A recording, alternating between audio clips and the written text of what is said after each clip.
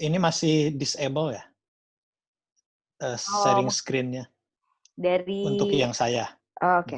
Dari host mungkin, dari Mas Alvin.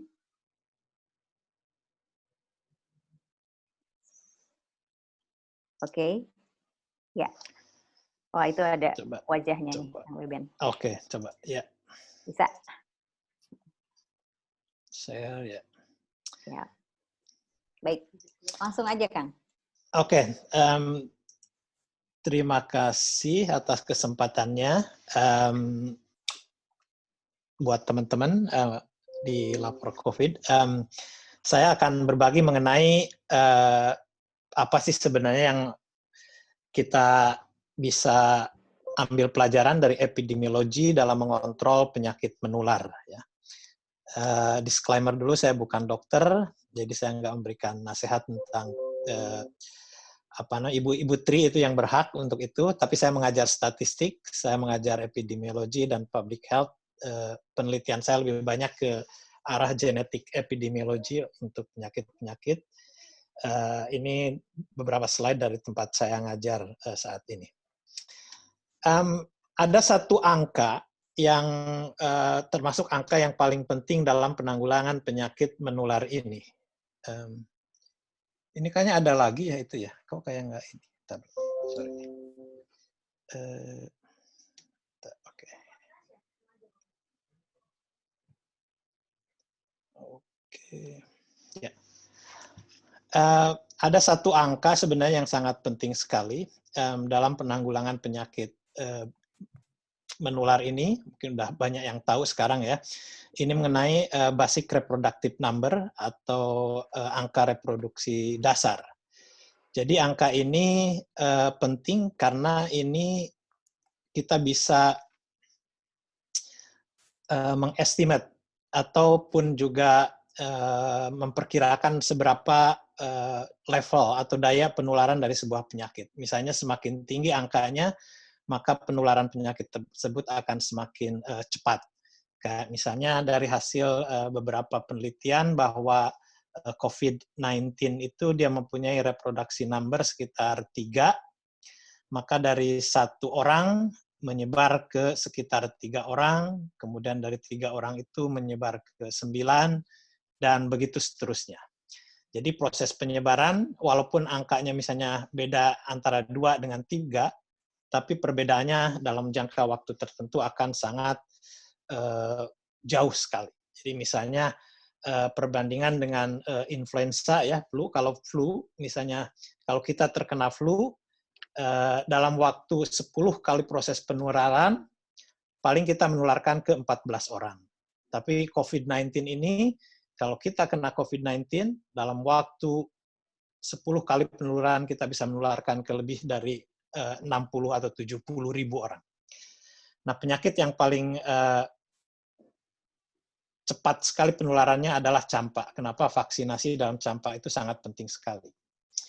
Nah, bagaimana sebenarnya angka R ini ditentukan? Jadi R sendiri definisinya itu rataan orang yang terinfeksi dari 1 orang yang terinfeksi. Dia diperoleh dari angka-angka dari huruf-huruf ini atau dari angka transmisi, kemudian kontak, dan duration. Jadi apa transmisi itu adalah bagaimana sebuah virus itu ditularkan ya. Misalnya proses transmisi dari COVID-19 itu melalui droplet ataupun bersin, batuk, ataupun daripada tangan yang sudah terkontaminasi oleh pasien. Kemudian C adalah kontak. Jadi berapa banyak kontak yang dilakukan dari seseorang yang menderita penyakit selama masa dia terkena penyakit tersebut. D adalah duration atau berapa lamanya seseorang menderita penyakit tersebut. Jadi ketiga faktor ini atau ketiga parameter ini yang menentukan besaran dari sebuah angka reproduksi dasar. Jadi semakin besar proses atau peluang untuk menginfeksinya, semakin banyaknya kontak yang dilakukan, dan semakin lamanya penyakit itu mempengaruhi mempengaruhi angka reproduksi dasar. Nah, sebenarnya inti dari penanggulangan penyakit menular itu adalah bagaimana kita mengontrol R itu ya. Nah, berarti kita mengontrol R itu dengan cara menurunkan salah satu dari T, C, D, dan sekarang ada S ya. Jadi kalau misalnya sebuah penyakit sudah menginfeksi, itu pada selama proses epidemi itu, sebagian orang kan yang udah terinfeksi, dia sembuh, kemudian dia bisa imun. Kalau misalnya dia imun, dia kan nggak bisa terinfeksi lagi. Makanya dia S, susceptible. Jadi tergantung seberapa besar proporsi daripada populasi yang masih susceptible. Nah, cara mengontrol itu adalah menurunkan T, menurunkan C, menurunkan D, ataupun juga menurunkan S. Bagaimana cara kita menurunkan T adalah menurunkan transmission. Bagaimana peluang penyakit itu ditularkan, itu diturunkan dengan misalnya penggunaan masker, dengan hand washing. Kemudian bagaimana kita menurunkan C, itu dengan mengurangi kontak. Kalau misalnya kontak kita dikurangi dengan cara mengisolasi diri atau mengisolasi pasien ataupun dengan mengurangi dengan physical distancing, maka kita akan mengurangi C tadi. Dan D itu duration of infection ini dengan cara mengobati pasien, misalnya dengan antiviral. Tapi karena misalnya untuk COVID ini belum ada obat yang benar-benar ampuh untuk mengurangi atau menyembuhkan COVID, yang ada juga masih dalam clinical trial, maka kita hanya fokus atau saat ini yang bisa kita lakukan itu dengan T dan C. Ya. Sedangkan S sendiri, reduce susceptible person, atau mengurangi orang yang susceptible itu dengan adanya vaksinasi. Tapi karena kita juga belum ada vaksin, maka fokus kita ke T and C. Kita bisa, ini ada orang yang ini ya, Zoom bombing lagi nih, sepertinya. Ada lagi ini tadi ini dicoret-coret apa namanya ini saya. Ya, mungkin bisa lanjut sedikit dulu Sedikit sambil lagi kita sambil tim kita juga mengecek. Ya. Ya, silakan Kang. Ya, jadi bagaimana menurunkan penyakit ini adalah supaya R-nya kurang dari 1.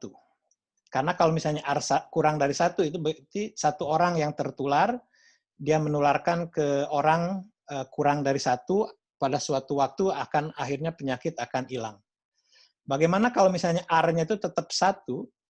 Kalau R-nya tetap 1, berarti dia penyakit itu akan terus menyebar di populasi tersebut menjadi endemik. Ya. Jadi penyakit itu ada terus, tapi tidak meningkat dan tidak menurun. Ya. Kalau R-nya lebih dari 1, maka akan terjadinya outbreak atau epidemi. Ya. Maka karena dengan berjalannya waktu, jumlah kasus yang menular akan semakin membesar dengan mengikuti semacam fungsi eksponensial. Nah, berarti intinya itu kan bagaimana kita menurunkan R menjadi kurang dari 1. Nah, supaya R dari 1 itu ada angka yang namanya misalnya yang sering orang bicarakan, misalnya herd immunity threshold. Jadi,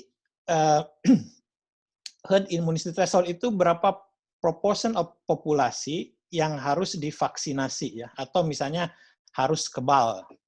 Jadi dengan rearrange rumus ini, misalnya ya, supaya kurang dari 1 si R-nya, maka proporsinya itu 1 dikurangi 1 dibagi R. Itu sebenarnya simple saja.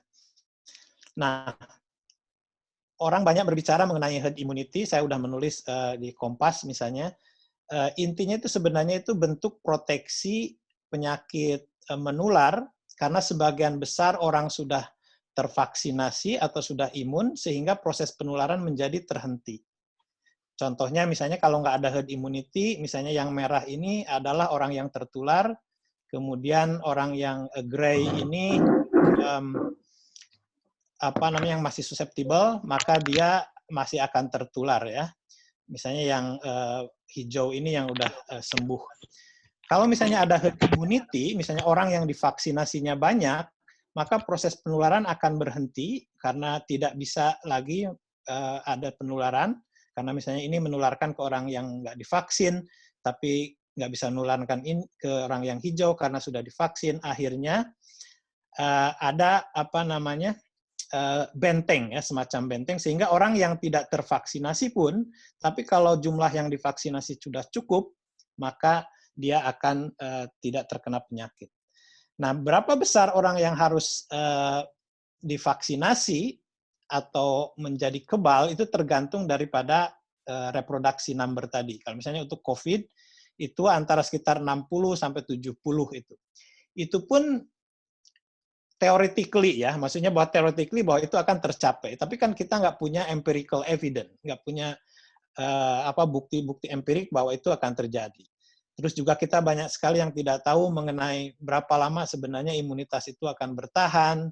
Kalau misalnya orang pun mempunyai imunitas, apakah bertahan 1 bulan, 1 tahun, atau berapa lama. Kemudian juga level of immunity-nya. Jadi apakah dia benar-benar completely bisa kebal terhadap penyakit atau misalnya hanya menderita penyakitnya yang ringan. Misalnya. Ini ada Zoom ini lagi ya, apa namanya? Iya ini, ada hack lagi nih. Ada yang masuk lagi nih. Ada yang masuk. Aku dari tadi cariin satu persatu masih belum nemu juga. Oke. Oke. Lanjut sedikit dulu, Kang Beben. Lanjut sedikit, ya, jadi ya sebenarnya levelnya itu tergantung beberapa penyakit ya. Semakin tinggi misalnya R-nya, misalnya kayak measles, dia hampir harus sampai 95 sampai 97% daripada populasi itu harus divaksinasi. Kenapa? Misalnya kalau ada tingkat imunisasinya agak longgar sedikit untuk campak, akan terjadi outbreak misalnya di suatu komunitas kecil-kecilan.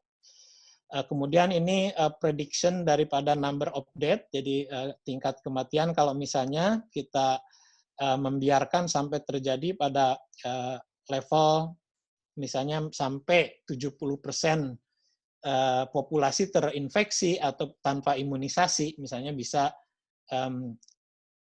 prediksinya jutaan orang bisa meninggal, ya. Itu ada satu paper. Nah, sebenarnya berapa persen sih populasi yang sekarang udah terinfeksi dari COVID ini? Ini pertanyaan menarik. Ternyata dari hasil survei itu baru angkanya sekitar 3%, ya. Jadi 3%. Itu bagaimana angka tersebut masih jauh sekali daripada angka 60-70%. Jadi dengan angka 3% saja banding di negara-negara Eropa itu berapa puluh ribu kematian yang sudah ada gitu. Itu baru 3% orang yang terinfeksi, ya. Apalagi misalnya kalau kita secara teoretically membiarkan populasi terinfeksi misalnya. Nah, di Indonesia sendiri data dari Kompas kemarin dari Kang Arief ini sebenarnya ini harus hati-hati karena pertama ini bukan serological survey, ya. Jadi datanya tidak random dan juga tidak representatif sampel. Karena yang dites sendiri adalah orang yang sudah mempunyai misalnya ada yang gejala ataupun misalnya udah ada kontak. Jadi ini bukan sampel representasi, jadi nilainya overestimation, ya. Dan juga kita tahu bahwa specificity dan sensitivity dari tes itu juga kurang terlalu bagus, ya, masih belum jelas. Jadi tapi ini hanya saya menunjukkan bahwa sebenarnya baru sedikit sekali juga yang terinfeksi di Indonesia juga, dan angkanya tidak jauh beda dengan apa yang terjadi di luar negeri juga, antara sekitar 2-3%. Nah, ini ada satu paper bagus kemarin di Science, ya, bagaimana contoh daripada Prancis misalnya. Ini saya pengen kita punya data seperti ini gitu lah untuk sebuah negara, ya, maksudnya benar-benar data-datanya lengkap, kemudian juga bisa menentukan kebijakan kita selanjutnya. Jadi di Prancis ini dari sero surveinya menunjukkan bahwa 4% dari populasi Prancis itu terinfeksi, ya. Baru sekitar 4%. Itu sudah menghasilkan atau yang meninggal itu sekitar 16.000 kematian. Kemudian juga bisa lihat bahwa kalau orang terinfeksi, berapa persen probability harus di rumah sakit, ya. Misalnya orang yang di atas 70 itu sangat tinggi misalnya.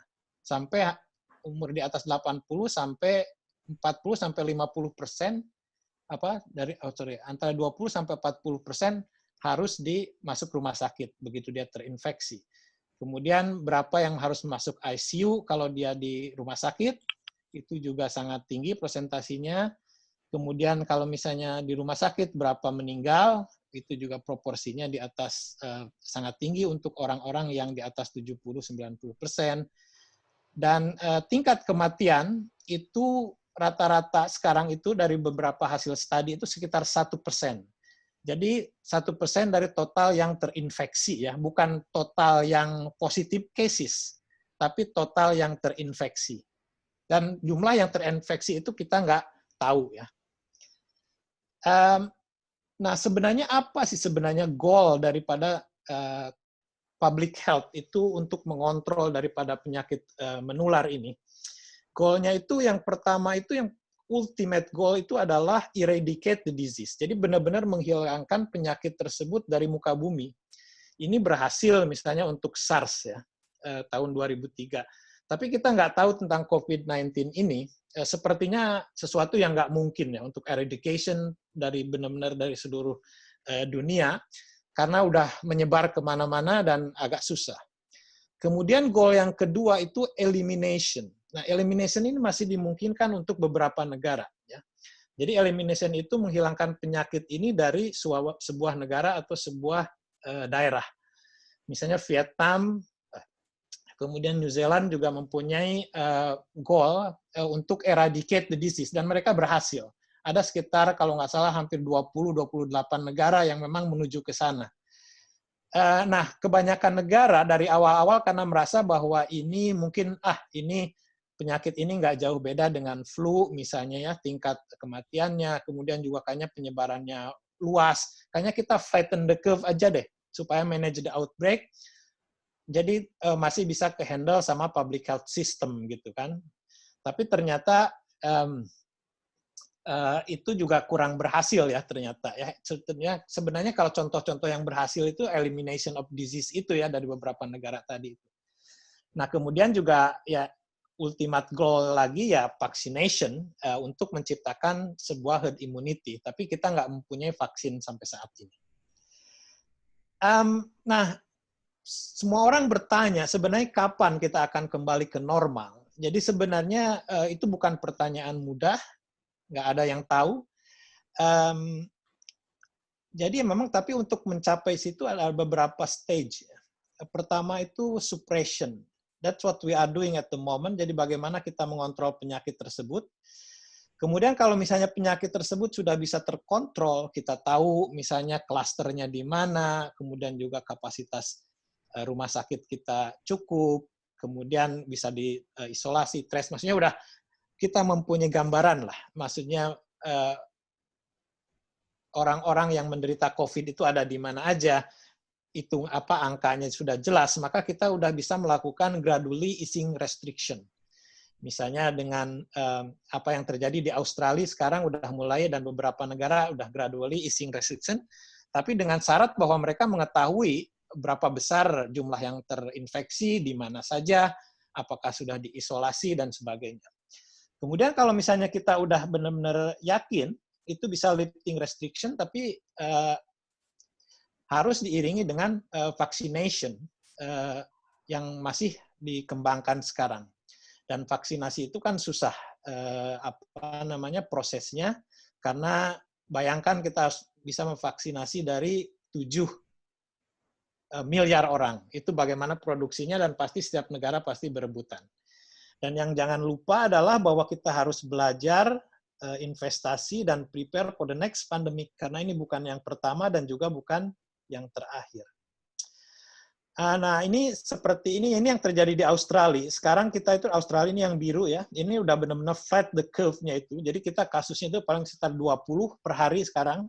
Dan pemerintah tahu bahwa kasusnya itu di mana aja, yang lokalnya itu, dan udah nggak ada kasus yang introduksi dari luar negeri. Untuk mendapatkan sekitar 7.000 kasus positif, itu melakukan hampir 1 juta tes ya. Australia itu 3% dari populasi, kemudian sekitar 100 yang meninggal dunia. Sampai sekarang pun kita masih ada restriction ya. border kita masih ditutup, kemudian juga mengumpul nggak boleh lebih dari 10 misalnya, kafe-kafe misalnya take away, tapi sekarang udah mulai bisa dibuka, tapi harus ada per tokonya nggak boleh lebih dari 20 orang, tapi harus di luar gitu. Jadi apa yang mereka lakukan itu bisa kita lihat bagaimana misalnya pertama pada awal Februari menutup penerbangan dari Cina, kemudian menutup penerbangan dari Iran, South Korea, dan pada pertengahan Maret menutup penerbangan dari hampir semua negara total. Kalau ada yang datang diisolasi selama 14 hari. Jadi memang ada buktinya, ada kelihatan bahwa kurvanya menurun.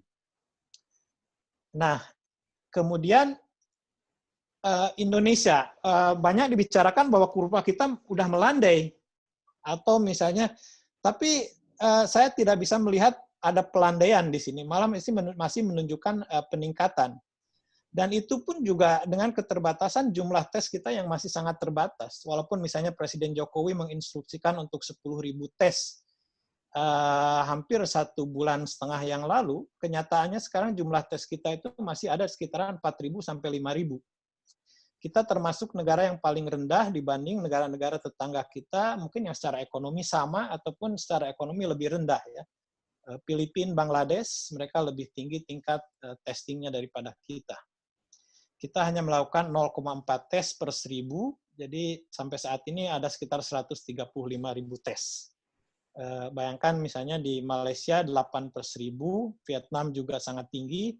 Jadi kita bukan membandingkan dengan negara-negara yang kaya maju, kita membandingkan dengan negara-negara tetangga kita yang memang punya level ekonomi yang sama ya. Nah, terus kemarin Organisasi Kesehatan Dunia itu memberikan pernyataan bahwa memang negara udah mulai melakukan beberapa easing the restriction lah, maksudnya mulai dari memperlonggar. Tapi ada syaratnya. Jadi memang mereka juga mengatakan bahwa countries in region must continue to take evidence-informed action and conduct careful risk assessment while winding back public health and social measure. Fokusnya adalah kepada lokal epidemiologi. Jadi harus benar-benar menggunakan data epidemiologi yang terjadi di negara tersebut atau di daerah tersebut ya. Untuk mengidentifikasi, misalnya memastikan bahwa kita harus bisa mengidentifikasi hotspot dan cluster. Misalnya tadi Ibu Tri menunjukkan ada cluster ini harus benar-benar bisa diidentifikasi.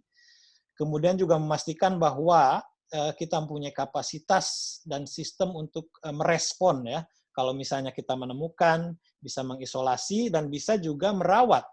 Berarti kita pastikan kapasitas public health kita, rumah sakit kita bisa menghandle semua itu dan juga bisa mengkarantina kontak. Jadi pertanyaannya itu dengan penjelasan saya di atas, ya silakan menyimpulkan sendiri, apakah Indonesia sudah memenuhi syarat ini untuk bisa memulai restriction dengan kondisi-kondisi yang ada sekarang, kemudian juga dengan langkah-langkah yang akan dilakukan pemerintah. Apakah kita sudah memenuhi syarat untuk melakukan pelonggaran? Itu pertanyaannya. Silakan itu dijawab sendiri-sendiri. Dan saya ucapkan terima kasih atas perhatiannya dan mudah-mudahan pemaparan saya bisa bermanfaat dan kalau misalnya ada yang tertarik bisa baca mengenai ini herd immunity dan ini di Kompas sebulan yang lalu. Terima kasih Mbak Irma. Mohon maaf kepanjangan. Ya, terima kasih Kang Beben atas pemaparannya. Kang Beben masih bisa dengan 1-2 pertanyaan atau? Boleh lah. Bisa 5 menit. Ya. 5 menit ya, oke. Pertanyaan pertama dari saya, nanti selanjutnya saya buka ke floor. Kalau ada teman-teman yang mau bertanya, silakan raise hand. Nanti host bisa coba membantu saya untuk membuka mute-nya ya. Oke, yang saya mau tanyakan, menurut Kang Beben sendiri, apa kelemahan utama dari data pemerintah saat ini, dan apa yang harus segera diperbaiki sehingga datanya reliable untuk menentukan apakah kita sudah bisa melonggarkan aturan PSBB ini atau belum gitu, Kang? Saya sebenarnya hanya mengamini dari beberapa teman ya yang sudah menyuarakan sebenarnya bahwa memang kita harus mempunyai kurva epidemiologi yang sesuai dengan kaidah ilmiah ya, seperti beberapa ahli yang sudah menyatakan seperti itu, misalnya Pak Iqbal sudah menyatakan itu. Kemudian juga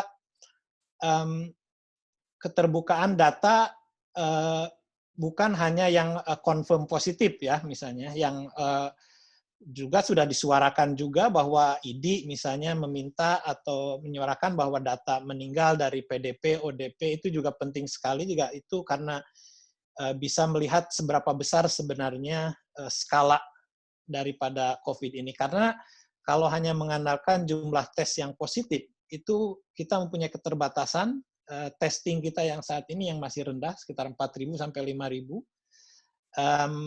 Dan saya juga dikasih tahu kawan-kawan memang masih banyak ngantri. Dan ketiga itu adalah mungkin harus kapasitas testing, saya kira itu harus ditingkatkan. Malah ada studi ya bahwa dengan ada perhitungan lah bahwa dengan jumlah penduduk Indonesia, kemudian juga dengan income per kapita Indonesia seperti ini, Indonesia sebenarnya bukan target 10.000 lagi, itu harus sudah misalnya bisa sampai 50.000 ke atas per hari ya.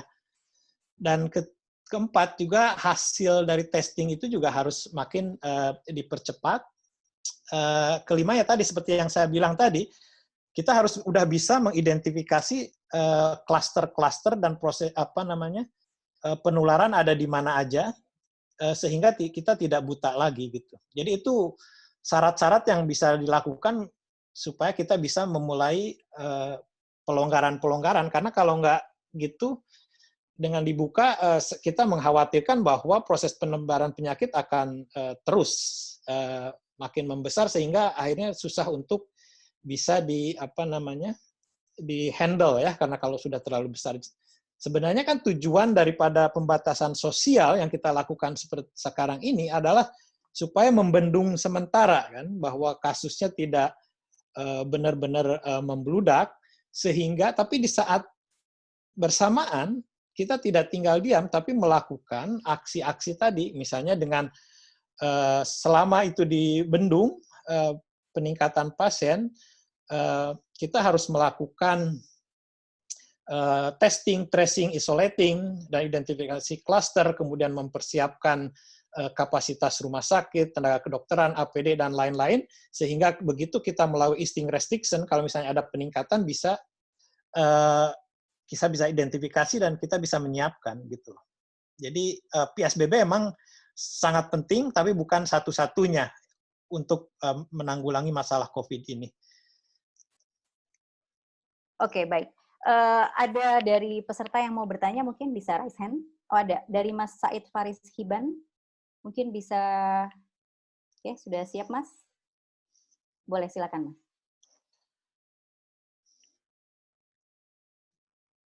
Mas Said? Oh. Tidak jadi bertanya, mungkin. Oke. Sambil kita menunggu, satu pertanyaan lagi boleh, Kang Beben, ya? Siap. Oke, mengenai herd community, kira-kira kalau itu diterapkan di Indonesia, resikonya bagaimana? Saya sih baca berita kemarin yang mendapat kepastian secara langsung kan, misalnya di berita di Kompas itu bahwa memang Indonesia tidak menerapkan herd immunity, katanya kan, memang ya kalau saya ya ini kan secara teoritis aja kan, secara teoritis ya memang kita nggak bisa membayangkan berapa banyak korbannya gitu ya. Tapi ya dari hitung-hitungan kasar ya tadi misalnya dari beberapa hitungan di penelitian di paper tadi itu ya untuk negara sebesar Indonesia itu ya jutaan ya, maksudnya itunya belum lagi orang yang harus di rumah sakit dan sebagainya. Jadi saya kira nggak ada pemerintah manapun juga yang benar-benar membiarkan proses penanggulangan virus ini melalui herd immunity. Saya kira nggak ada ya. Nggak ada ya. Walaupun misalnya Swedia sering dibilang bahwa itu melakukan herd immunity, tapi sebenarnya mereka juga banyak melakukan restriksi, isolasi, tracing dan sebagainya. Jadi nggak ada sebenarnya yang benar-benar melepaskan supaya populasinya terinfeksi ya. Oke. Dan untuk menjawab pertanyaan tadi itu ya karena itu hypothetical question, jadi mungkin jawaban prediksinya juga angka pastinya kita nggak tahu, tapi yang jelas saya kira nggak ada negara yang menerapkan itu ya. Oke, baik Kang Beben. Ini saya sebelum Kang Beben bisa meninggalkan konferensi pers ini, saya buka. Oke, ada pertanyaan dari Mas Jauhari Lutfi. Ya, boleh silakan Mas. Halo, ya, selamat siang. Selamat siang. Jadi ini kita Bang Beben ya, selamat nama saya Jauhari Lutfi. Jadi menjadi pertanyaan saya, untuk penanggulangan COVID-19 ini, yang paling efektif gimana menurut Bang Beben? Jadi selama ini kan pemerintah sepertinya saya melihat, mohon maaf, ada coba-coba kan, kalau bisa saya melihatnya PSBB dengan istilahnya pelonggaran dan lain-lain, akhirnya masyarakat kebingungan sendiri. Sebetulnya yang efektif gimana? Di beberapa masyarakat malam ada PSBB lokal di portal, gang-gang, jalan-jalan oleh masyarakat sendiri, dan itu kan istilahnya tanpa koordinasi. Akhirnya yang menjadi permasalahan sekarang dan pemikiran saya, sepertinya masyarakat itu ada suatu kebingungan. Kita mau apa, gitulah. Kita mau apa? Makanya istilahnya mungkin di sini yang paling efektif untuk penanggulangan COVID ini gimana? Itulah istilahnya. Memang kita kalau istilahnya kita nggak bisa memprediksi kapan dan lain-lain, ada prediksi 2 tahun dan lain-lain. Tapi kan paling tidak kita mendekati hal-hal yang bisa untuk menanggulangi ini yang paling maksimal lah istilahnya. Terima kasih. Ya, terima kasih. Silakan. Terima kasih Pak Jauhari ya. Jadi saya kira intinya sih kita bisa belajar dari negara-negara yang sudah sukses atau bisa dikatakan cukup berhasil misalnya untuk menangani virus ini. Salah satu negara yang memang bisa kita jadikan contoh, dan itu juga negara tetangga dekat ya, Vietnam misalnya, dan Thailand ya sekarang udah mulai itu. Saya kira tadi seperti yang saya bilang kan, PSBB itu salah satu strategi untuk mengurangi kontak ya, dan juga mungkin dengan transmisi tadi, dengan personal hygiene dan juga masker. Memang itu hanya salah satu cara untuk menurunkan tingkat penyebaran, tapi yang paling efektif dari beberapa negara yang sukses itu memang peningkatan kapasitas testing. Jadi kalau kita testing kan kita tahu siapa orang yang tertular dan kemungkinan dia bisa menularkan. Sehingga kalau kita tahu, kita bisa melakukan isolasi orang tersebut sehingga tidak menular ke orang lain. Berarti itu kan intinya kan memutus rantai penularan. Dan memang memerlukan resources dan tenaga human resources yang sangat banyak. Tapi itu bisa dilakukan di negara Vietnam dan mungkin negara-negara lain begitu. Dan PSBB sendiri kan fungsinya memang menahan laju dari penularan itu supaya tidak tidak terkendali begitu. Tapi bukan satu-satunya cara. Tapi itu merupakan saat ini yang sangat penting, karena kalau misalnya dibiarkan, lajunya akan diprediksi tidak terkendali sambil kita melakukan testing, tracing dan isolating tadi itu. Sebenarnya kan itu intinya itu, sama kampanye personal hygiene tadi ya, masker sama cuci tangan ya untuk masyarakat. Dan physical distancing. Dan hampir semua negara kayaknya caranya itu aja, nggak ada nggak ada lagi. ya maksudnya saat ini ya, selain nanti mungkin kalau ada vaksinasi, udah ada obat misalnya. Tapi saat ini semua negara memang caranya seperti itu.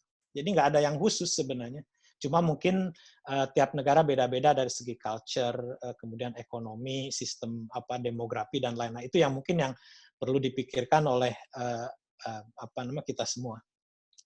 Oke.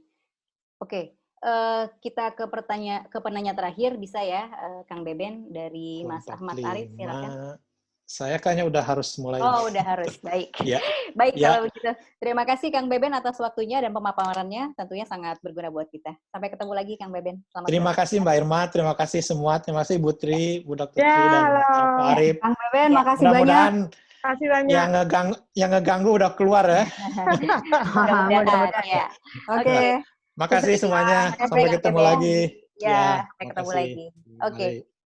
Baik, kalau gitu kita langsung ke pemapar berikutnya. Ada Dr. Tri Maharani, sudah siap ya dok ya dengan screen? Oke, siap dok, lanjut dok. Oke. Ya, baik. Ini dokter akan bercerita sedikit ya dengan situasi di UGD dan di Kediri ya. Ya. Terima kasih. Tadi kita diganggu sedikit dengan hackernya yang mungkin ingin bergabung bersama kita di sini melihat situasi Indonesia ya. Jadi kalau kita lihat situasi yang ada di negara kita ini, bolehkah saya dibantu untuk PowerPoint saya ya Mbak? Bisa kelihatan. Bisa saya diklikkan dari sana ya? Oke, Mas full screen. Ini sudah kelihatan Bu? Ya. Oke. Ya. Jadi kita tadi sudah mendengarkan pemaparan dari Mas Beben dari segi epidemiologi yang sangat bagus sekali. Jadi menurut saya memang sebagai seorang praktisi di dalam bidang kesehatan, tadi di awal pertemuan ini saya sudah beritahukan, bagaimana kita bisa mengetahui sebuah kondisi realitas dalam sebuah wabah. Indonesia ini kena wabah itu saya pikir hampir setiap tahun dapat. Misalnya difteri, polio, campak, dan sebagainya.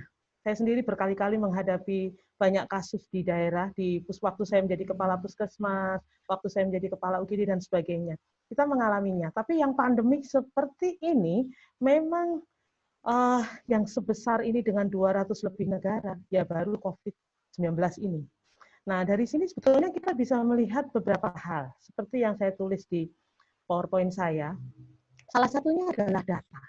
Kita tahu dalam semua masalah kesehatan, data itu mempunyai sebuah peranan yang sangat penting, di mana data itu akan menjadi sebuah sumber daripada kebijakan yang akan dibuat oleh pemegang kebijakan. Jadi kalau data kita salah, maka kebijakan yang dibuat tentunya tidak akan menuju ke sebuah hal yang benar. Jadi misalnya data insiden, data mortalitas dan morbiditas. Nah ini saya alami misalnya di kasus gigitan ular yang sudah hampir 8 tahun saya geluti. Kalau kita tidak tahu data insidennya berapa, kita pikir angka gigitan ular sedikit saja di Indonesia. Dan untuk mencari data, itu kita harus mempertaruhkan segala sesuatu. Waktu kita, nyawa kita, uang kita, dan sebagainya. Karena saya berpengalaman 8 tahun mencari data gigitan ular seorang diri untuk seluruh Indonesia ini. Nah, tentunya data COVID-19 ini akan menjadikan sebuah dasar untuk kebijakan selanjutnya. Jika insidennya salah, tadi Mas Beben sudah ngomong, kita harus banyak melakukan sebuah screening, di mana screening tadi adalah screening yang betul-betul bisa dipertanggungjawabkan. Mungkin kalau rapid test akan ada banyak false, baik itu false negatif maupun false positif. Sehingga karena menurut ahli-ahli mikrobiologi untuk gold standar dari diagnosa adalah PCR, maka kita harus memberikan alat-alat itu di akar rumput, yaitu di tempat di mana dilakukan sebuah proses penanganan kesehatan paling bawah. Misalnya rumah sakit tipe B yang ada di kabupaten-kabupaten atau di kota. Sehingga kalau itu bisa dilakukan di sana, tidak terjadi penumpukan untuk tes PCR hanya di salah satu lab besar saja di provinsi, sehingga akan mendelay hasilnya. Saya dengar dari tadi malam, saya berusaha mendapatkan data yang banyak, teman-teman di Jawa Timur ketika belum ada program TCM dengan menggunakan gen expert yang dulunya adalah untuk mendeteksi TB MDR yang ada di rumah sakit kabupaten atau kota dengan mengganti cat rate-nya itu saja, maka kita kesulitan. Hasil itu kira-kira 10 hari. Kadang pasien udah meninggal, hasilnya baru berapa hari ketahuan positif atau negatifnya. Sehingga terdelaynya begitu lama dan terjadilah klaster-klaster yang besar. Seperti yang saya ceritakan di awal pembicaraan kita tadi. Jadi, memang rapid test harus dilakukan di tempat yang paling dasar. Seperti kemarin saya berdiskusi dengan salah satu teman yang ada di Dinas Kesehatan Kabupaten Kediri. Mereka mengatakan rapid test itu Dr. Maha tidak perlu lagi oleh seorang dokter atau seorang spesialis. Tapi perawat dan juga teman-teman bidan bisa melakukan di puskesmas, sehingga hasil daripada orang-orang yang terscreening itu menjadi sangat banyak sekali. Tadi Mas Deden memberitahukan kita hasilnya kecil sekali itu screeningnya, sehingga angka insidennya menjadi juga sangat kecil. Apalagi angka mortalitas. Tadi kita lihat tadi, begitu banyak kejadian, angka mortalitas orangnya udah mati duluan, tetapi hasilnya baru ada beberapa hari kemudian, atau tidak sempat screening atau terperiksa laboratorium PCR karena orangnya keburu meninggal. Jadi yang saya alami adalah pasien itu kita periksa, ada tanda-tanda sign dan simptomnya itu adalah COVID, tetapi karena proses prosedural kita harus melakukan cek lab dan sebagainya itu membutuhkan waktu, sehingga orang itu mati duluan, tapi belum sempat kita swab-kan. Nah, jadi eliminasi ini yang harus kita lakukan. Jadi saya setuju, seperti yang kan Mas Deden tadi bilang kan, untuk masalah bagaimana kita meniru negara lain. Contohnya Mas Beben tadi bilang meniru Vietnam. Jadi sebetulnya itulah yang harus kita lakukan. Kemudian guideline. Guideline di sini kita lihat, guideline untuk pedoman COVID di Indonesia ini udah berganti 4 kali. Dan ini sebentar lagi kali kelima. Jadi kalau memang kita para dokter dan perawat itu tidak mengupdate dengan cepat, maka guideline-nya udah berubah-berubah. Nah, jadi memang dibutuhkan sebuah kemampuan kita berlari, mengejar, tapi bukan lari sprinter. Ini adalah lari maraton yang membutuhkan daya tahan yang betul-betul prima. Kemudian, bagaimanakah skill kami nih, para pekerja kesehatan? Jujur aja kalau semua ditanya teman-teman dokter dan perawat dan tenaga kesehatan yang lain ya, ada bagian laboratorium, gizi, dan sebagainya, semuanya ada di sana. Mereka pasti akan mempertanyakan, hampir setiap hari saya ditanya, Dokter Maha, selesainya ini kapan? Kami ingin kembali seperti dulu. Tetapi, dengan adanya COVID ini, kayaknya kita harus mengganti mindset kita nih, bahwa kita tidak akan kembali seperti dulu. Artinya, apa yang akan kita lakukan ke depan itu sudah akan menjadikan sebuah rutinitas hidup kita. Kita para tenaga kesehatan harus pakai masker, kita harus memakai baju APD lengkap ketika kita memeriksa pasien, dan pasien tidak boleh tersinggung ketika kita pakai baju APD lengkap tadi. Kemudian edukasi. Edukasi preventif dan promotif itu ternyata sangat susah sekali. Bagaimana kita meminta mereka cuci tangan? Bagaimana kita minta pakai masker? Tradisional di Indonesia ini, habitualnya adalah tidak pakai masker. Bahkan dulu kalau kita pakai masker, orang tersinggung. Apakah saya berbau? Sehingga dokternya pakai masker. Gitu. Nah, jadi hal-hal seperti ini yang harus dilakukan edukasi preventif dan promotif yang saya kira tidak mudah. Kita harus gunakan segala hal. Kita harus gunakan televisi, kita harus gunakan propaganda yang lain, kita harus gunakan promosi preventif yang saya tahu itu membutuhkan waktu, dana, tenaga, dan pengorbanan yang besar. Dan riset serta produksi daripada antivirus, vaksin, obat-obatan, dan APD, PPE. Saya kira kalau kita bergantung pada beli daripada negara yang luar, maka ini akan jadi masalah besar. Sekarang otomatis kalau kita mendapatkan pasien, bahkan kalau kita tracing pasien aja, kita akan memakai PPE yang lengkap, karena kita tidak pernah tahu orang ini apa. Orangnya segar bugar, gak masalah, tapi ternyata OTG. Jadi ya, menulari banyak orang, membentuk klaster baru. Iya. Tadi saya Dokter, cerita. mohon maaf, waktunya 2 menit lagi, dokter boleh ya? Oke. Boleh. Nah, riset juga. Saya kira di Indonesia ini negara yang memang dalam bidang riset itu ketinggalan banget ya. Sayang Mas Beben udah pergi ya. Nah, jadi mungkin teman-teman di sini setuju bahwa riset-riset di Indonesia harus dipacu dengan cepat agar kita bisa menyelesaikan masalah ini. Jadi bagaimana kita tahu strain-nya Indonesia, bagaimana kita tahu vaksinasinya di Indonesia. Mungkin di antara para pendengar ini tadi saya sempat meminta untuk teman-teman dari Bio Farma bisa bergabung. Saya yakin Bio Farma bisa untuk melakukan produksi vaksin, riset, dan sebagainya. Tetapi memang mereka membutuhkan support. Baik itu support orang-orang yang berkompeten di sana, support para ahli, support dana, waktu, dan sebagainya. Nah, ini saya mau share ke slide saya berikutnya, Mbak, bisa dibantu? Nah, ini saya lihatkan, pada kenyataannya, ternyata untuk meminta mereka preventif dan promotif itu susah banget.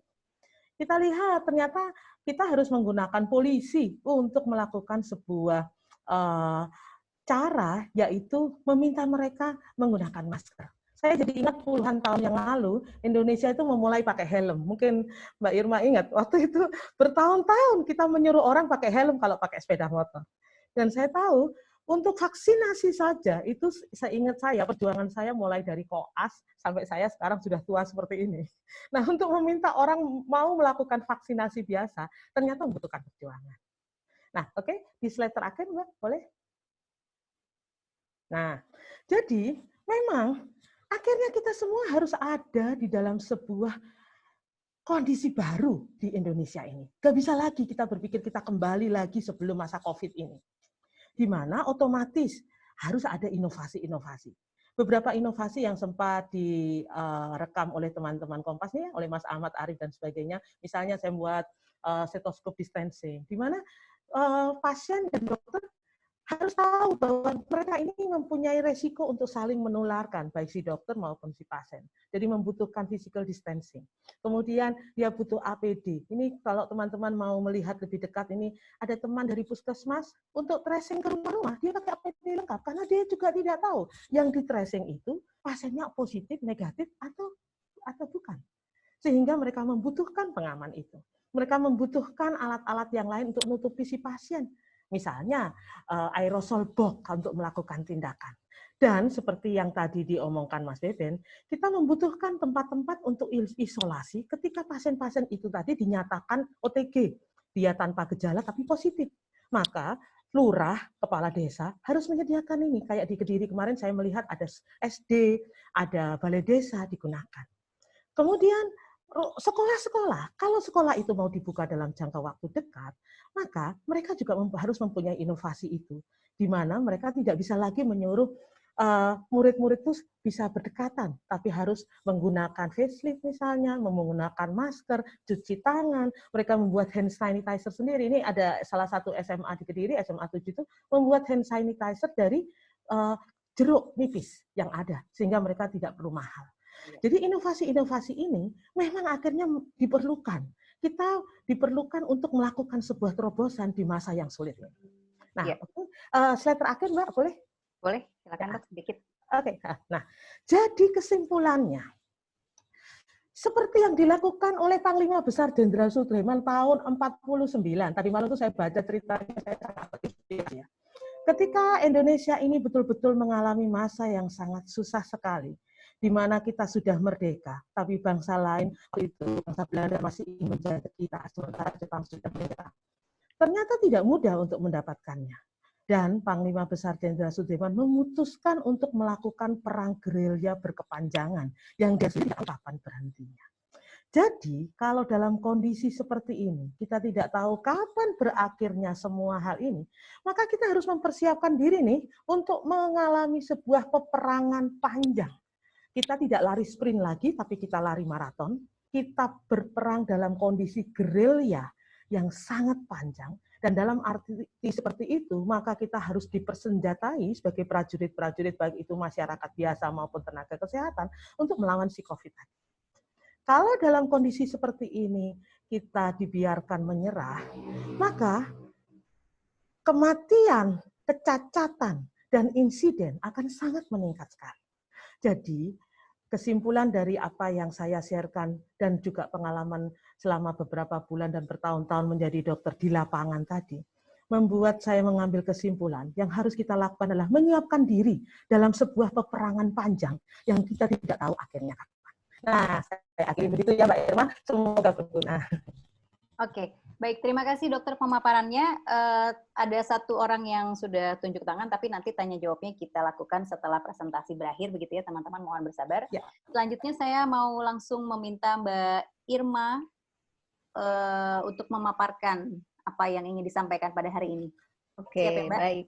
Terima kasih. Selamat siang teman-teman. Terima kasih sudah hadir di sini. Mohon maaf karena ada kesalahan teknis, jadi sempat ada gangguan, jadi acara kita agak molor sedikit. Saya mau minta tolong Mas siapa yang bisa share PowerPoint saya. Tapi begini teman-teman, tadi mungkin teman-teman belum ada yang tahu, Ibu Tri Maharani ini, Dokter Tri, beliau pernah juga bertugas di Rumah Sakit Pusat Infeksi Sulianti Saroso. Mungkin teman-teman bisa banyak bertanya kepada beliau tentang apa yang jadi pengalaman beliau selama merawat pasien-pasien COVID. Beliau juga pernah bertugas pada saat Pak Menhub Budi Karya sedang dirawat di sana. Mungkin yang pengen tahu ceritanya seperti apa, mungkin Bu Tri juga nanti semoga bisa berkenan berbagi ya Bu.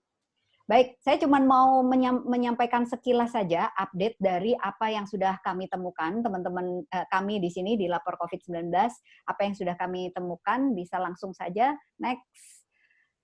Nah, jadi gini, update per tanggal 15 Mei 2020 ya. Terakhir kita update ke teman-teman konvers hari Senin lalu tanggal 9 Mei dengan data 9 Mei. Dan hari ini update-nya masih kurang lebih serupa meskipun tak sama. Yang pertama, data pelaporan kematian masih kami temukan tidak lengkap ya.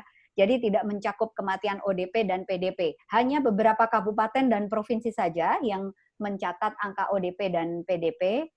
Namun ada juga provinsi yang beberapa kabupaten kota di dalamnya itu sudah mencatat kematian ODP dan PDP, tetapi datanya tidak dibawa ke atas di level provinsi. Nah, ini yang kami temukan. Kenapa kok kami masih mencoba untuk mengecek angka ODP, PDP, terutama yang meninggal di semua level kabupaten dan kota madya di Indonesia? Karena kami ingin melihat sesuai dengan panduan WHO tanggal 11 April 2020 yang menyampaikan bahwa pencatatan kematian terkait COVID itu harus mencakup semua kematian yang diduga terkait COVID-19, terutama yang menunjukkan gejala-gejala klinis COVID-19. Otomatis ketika orang sudah mendapatkan status ODP atau PDP, berarti ODP itu punya kontak tracing ya dengan orang yang positif misalnya atau dengan orang ODP. Nah, ini tentu saja ini menjadi masuk dalam kategori pencatatan kematian yang diduga terkait COVID-19. Nah, kemudian kalau minggu lalu kami baru berhasil mengumpulkan 7 provinsi yang secara lengkap datanya terisi. Hari ini teman-teman relawan Lapor COVID-19 sudah mencatat mengisi di 24 provinsi dan 300-an kabupaten dan kota. Nah, ini angkanya semoga masih bisa bertambah ketika kita mendapatkan banyak relawan, dan selisih kematian ODP PDP versus positif COVID-19 di 24 provinsi yang sudah terisi penuh datanya ini kami temukan selisihnya itu mencapai lebih dari 3,5 kali lipat. Jadi angka kematian positif yang terkonfirmasi karena sudah dites PCR dibandingkan dengan angka dugaan angka yang meninggal ODP dan PDP itu jomplang banget. Yang PDP dan ODP itu jumlah angka kematiannya jauh lebih besar, sebesar 3,5 kali lipat ketimbang angka kematian positif yang selama ini sudah mendapatkan kesempatan tes PCR. Lalu dari data yang kami kumpulkan juga, jumlah kasus COVID-19 ini masih menunjukkan kenaikan ya, setiap harinya jumlah kasusnya bertambah. Apakah itu kasus ODP, ataukah itu kasus PDP, dan juga jumlah kasus positifnya. Meskipun pertambahannya mungkin bervariasi, ada yang pertambahannya cukup banyak, ada juga bertambahannya yang sedikit. Nah, ini penting sekali saya sampaikan, mengingat pemerintah sudah melontarkan wacana-wacana untuk melonggarkan PSBB dan untuk berdamai dengan virus tanpa dibekali dengan data atau bukti evidence ya yang kuat. Evidensi apa? Seperti tadi yang disampaikan oleh Kang Beben, Ya, kurva epideminya mana? Apakah kita sudah punya? Bagaimana kemudian menghitung R itunya tadi? Apakah sudah terpenuhi semua unsurnya dan lain sebagainya? Nah, ini sayang sekali kami belum melihat apakah hal itu sudah dilakukan dengan sungguh-sungguh. Data daerah yang kami terima, nah ini ternyata saya punya datanya. Terdapat 345 kabupaten kota dari total 514 kabupaten kota di 24 provinsi. Jadi kalau teman-teman pergi ke www.laporcovid19.org, teman-teman akan melihat peta seperti ini. Kalau petanya ini kan warna hitam. Warna-warna selain hitam ini menunjukkan bahwa kami semua, relawan kami ini sudah menginput datanya dengan baik. Sementara daerah yang masih hitam, peta Indonesia yang masih hitam itu menunjukkan bahwa kami belum menginput data karena kami kekurangan relawan. Ceritanya seperti itu. Ini sambil promosi, siapa tahu ada teman-teman yang ingin berbagi, saling membantu untuk melengkapi peta ini. Peta ini nanti bukan hanya untuk lapor COVID, tapi bisa di-share oleh ke beberapa teman yang lainnya.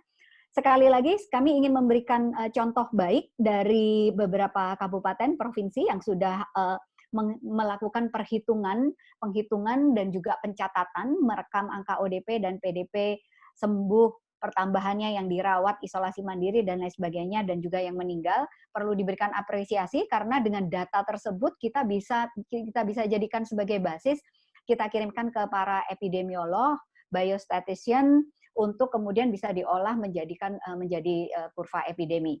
Nah, provinsi yang secara penuh sudah kabupaten kota medianya itu sudah mencatat ODP PDP meninggal itu Jawa Timur dan Bengkulu. Kemudian ada beberapa kabupaten di NTT, di Jawa Tengah, Jawa Barat, mereka sudah ada beberapa kabupatennya yang sudah menyertakan angka PDP meninggal juga. Baik, selanjutnya next.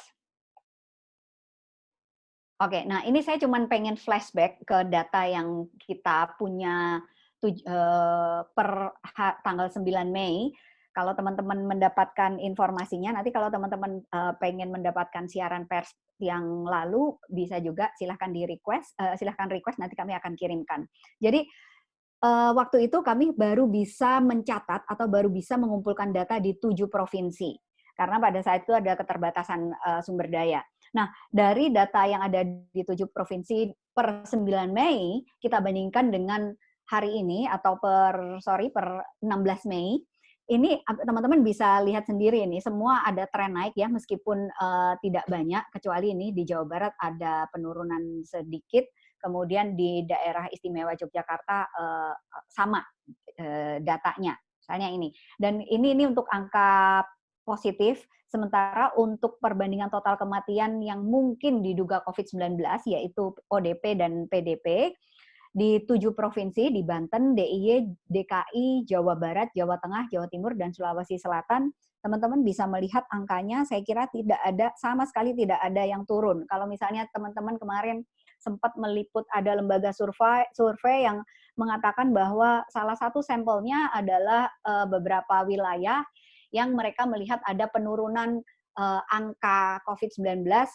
kami menemukan hal yang sebaliknya. Oke, silahkan selanjutnya. Nah, ini adalah data terbaru per 15 Mei yang kami kumpulkan. Jadi, kami mengumpulkan dari, berapa tadi? 1, 2, sepertinya dari 18 ya, 18 provinsi.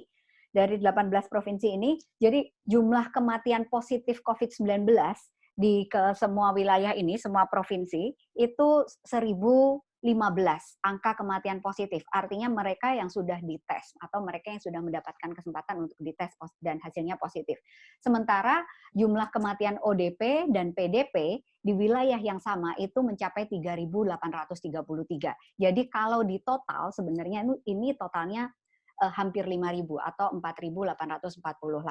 Ini hitung-hitungan ini kami mengikuti acuan pembaruan pencatatan kematian yang sudah diupdate oleh WHO pada tanggal 11 April lalu. Jadi silahkan teman-teman, nanti kita akan mengirimkan bahannya, dan saya pikir penting banget kehadiran teman-teman media juga untuk mengamplifikasi temuan-temuan ini, dan perlu diketahui data ini adalah data yang kami ambil dari data resmi kabupaten provinsi yang ada di Indonesia, dan itu juga perlu juga kita amplifikasi mana-mana kabupaten, kota, dan provinsi yang sudah memberikan pencatatan yang bagus. Next, Mbak atau Mas. Nah, oke, ini sekilas saja karena lapor COVID ini juga mengumpulkan cerita dan laporan warga semuanya terkait COVID-19. Per hari ini sudah ada, harusnya sih ada 4.000-an ya, tapi ini ada 3.838 data yang sudah terverifikasi. Jadi chatbot kita itu juga menerima data-data ini ya, data-data yang kami duga itu adalah data yang tidak bersih lah, jadi harus dibersihkan. Nah, dari data ini laporan keramaian itu banyak sekali dikeluhkan mengenai ibadah berjamaah yang masih banyak dilaksanakan pada akhir-akhir ini. Selanjutnya, teman-teman bisa akses ini di website kami. Nah, di sini nanti kami juga akan menyertakan ini ya, di sosial media dan lain sebagainya. Nah, ini ada beberapa cerita warga yang kami kumpulkan dari laporan-laporan di WA bot lapor COVID-19.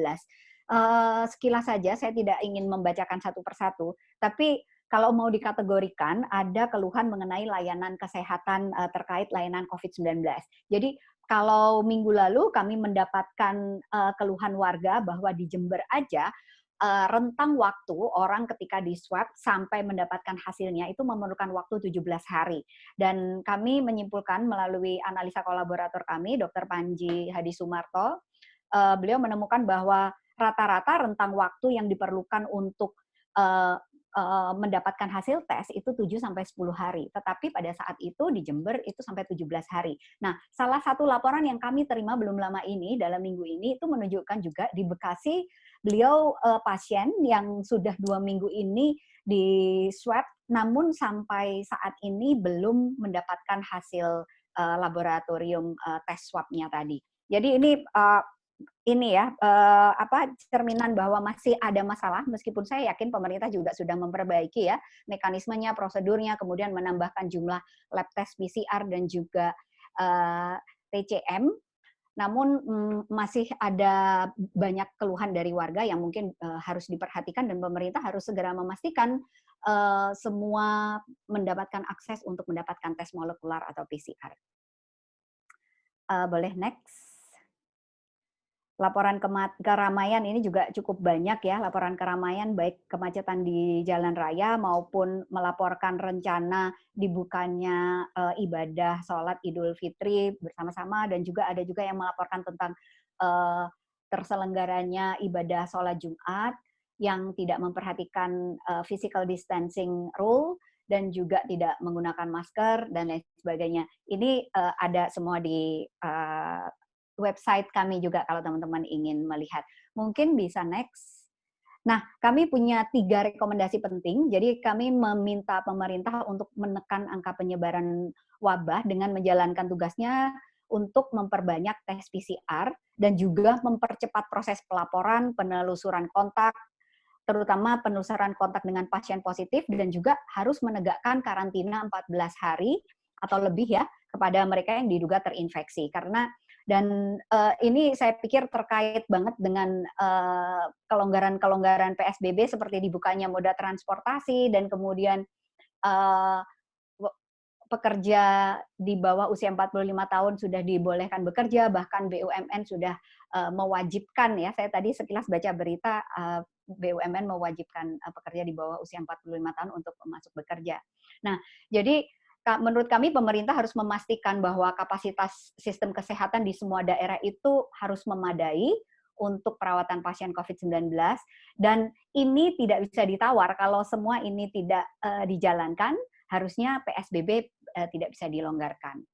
Nah, keputusan transisi untuk menuju new normal atau normal yang baru, kehidupan yang baru ini dengan membuka kembali aktivitas ekonomi ini harus didasari pada indikator yang terstruktur dengan data-data yang bisa dipercaya, transparan, dan ilmiah. Terutama kalau kita mengacu pada Permenkes PSBB, harusnya menggunakan data-data yang berbasis epidemiologi karena memang ini yang kita hadapi wabah atau penyakit atau pandemi. Jadi kita nggak bisa tidak menggunakan dasar data epidemiologi dari para ilmuwan. Dan yang ketiga, kami menuntut untuk pemerintah untuk mengikuti panduan WHO dalam melaporkan korban COVID-19 dengan memasukkan ODP, PDP yang meninggal. Mungkin selanjutnya, nah saya ini mau minta waktu sebentar, ingin minta tolong di sini ada salah satu kolaborator lapor COVID juga, ada Mas Iqbal. Mas Iqbal ada nggak? Masih ada nggak Mas Iqbal? Mas Iqbal ini memproduksi banyak sekali grafik dan juga grafik sesuai dengan data dari Kementerian Kesehatan tentang tes ya. Oh, kayaknya Mas Iqbal sudah nggak ada. Iya, saya nggak lihat nih Mbak Irma. Oke, boleh. Mungkin bisa next. lanjut nanti kalau ada saya kasih Ya, tahu.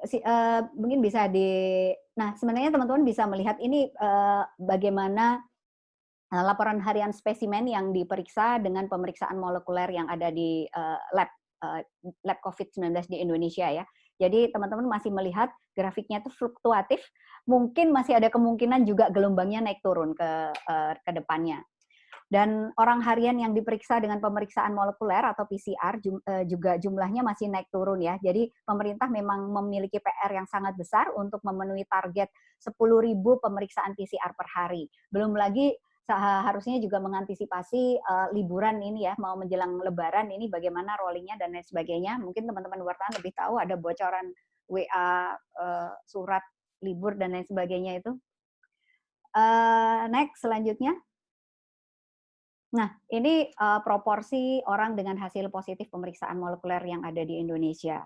Nah, yang garis yang warna putih ini jumlah kumulatif orang yang diperiksa dengan pemeriksaan molekuler atau PCR, dan kemudian yang positif, yang kuning ini yang menunjukkan angka positif. Oke, saya kayaknya udah selesai ya. Nah, tapi saya masih pengen memberikan kesempatan sebelum kita membuka tanya jawab terkait dengan data yang kami kumpulkan, terutama data ODP, PDP dari setiap kabupaten yang ada di seluruh Indonesia. Kami di sini hadir Mbak Flo dengan Mbak Vini. Mereka berdua ini adalah salah dua dari sekian banyak relawan yang setiap malam kita selalu bertemu di WhatsApp group untuk mencocokkan data. Mungkin singkat aja Mbak Vini atau Mbak Flo, siapa yang duluan bisa cerita versi teramat singkat suka dukanya apa, atau yang paling penting apa yang perlu diketahui oleh kita semua yang ada di sini. Mau Mbak Flo dulu, silahkan. Halo Mbak Irma, halo semuanya. Terima kasih kesempatannya untuk bisa bergabung, senang banget sebenarnya.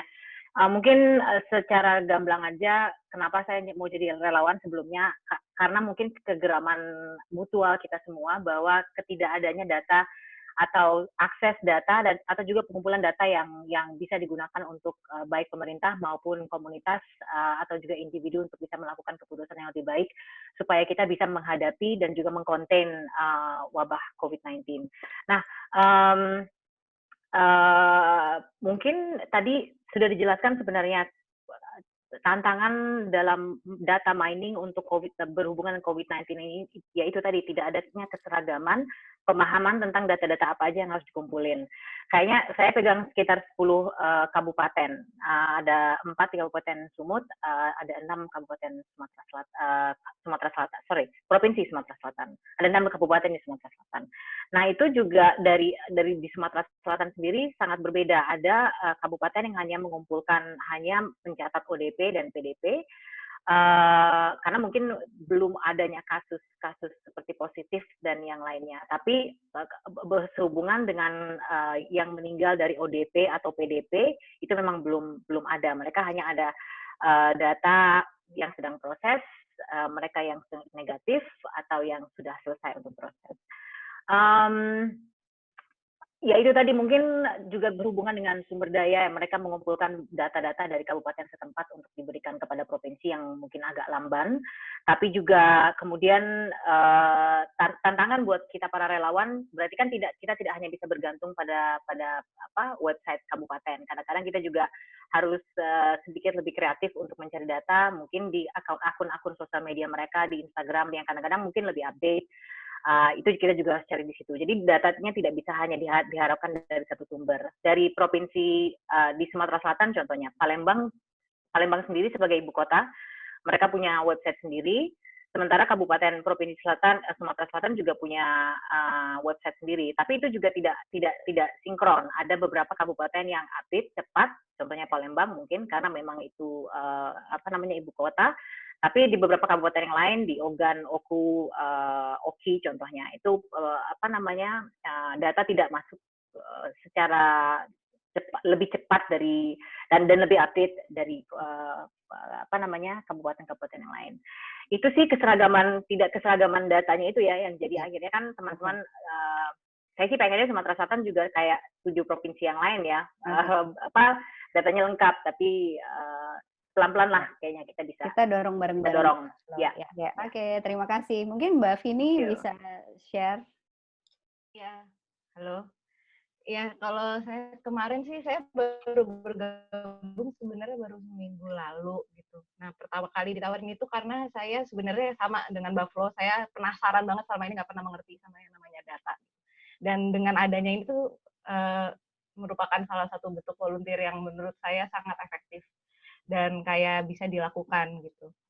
Nah, kemudian untuk informasi juga saya saat ini mendata 4 kabupaten di Provinsi Sulawesi Utara, itu adalah Sangihe, terus Siau, Tagulandang Biaro, Talaut, dan Minahasa gitu. Nah, tantangannya sih untuk provinsi dan kabupaten ini ya, mungkin secara teknis sebenarnya tidak sulit karena website yang dimiliki oleh Provinsi Sulawesi Utara itu udah cukup rapi. Gitu. Saya nggak susah untuk nyarinya. Cuman itu setuju juga dengan Mbak Flo, datanya itu tuh tidak seragam gitu. Kita membutuhkan data ODP meninggal, ODP sembuh, ODP meninggal, PDP sembuh. Tapi ya seperti itulah, nggak ada data untuk poin-poin tersebut. Dan kemudian saya juga sudah mencoba untuk mencari nih rame-rame kayaknya bareng Mbak Cici juga kemarin ya. Itu nyari untuk bisa nyari sumber dari mana lagi sih selain dari si website ini gitu. Tapi sampai saat ini masih belum ketemu gitu. Saya juga udah coba nyari-nyari sosial medianya, tapi masih belum dapat. Tapi nanti akan sambil jalan tetap mencari. Gitu.